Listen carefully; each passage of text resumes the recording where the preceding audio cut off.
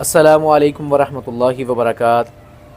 آج ہم آپ کو ایسے کلمات سکھائیں گے جس کے پڑھنے سے آپ کی دعا فوری قبول ہوگی، اور آپ جو ٹائم ہے اس کا مقرر کہ رسول اللہ صلی اللہ علیہ وسلم نے فرمایا بندہ سویا ہوا ہے، اچانک سے وہ اٹھ جاتا ہے کسی کام کے لیے، اٹھتا ہے، اٹھتے یہ دعا پڑھتا ہے نا، جو بندہ یہ کلمات پڑھ لیتا ہے تو اللہ تعالیٰ اس کی دعا کو بہت جلد قبول کر لیتے ہیں۔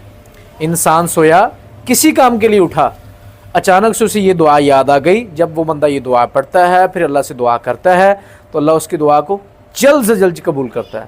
وہ دعا کون سی ہے؟ لا الہ الا اللہ وحدہ لا شریک لہ لہ الملک ولہ الحمد وہو علی کل شیء قدیر۔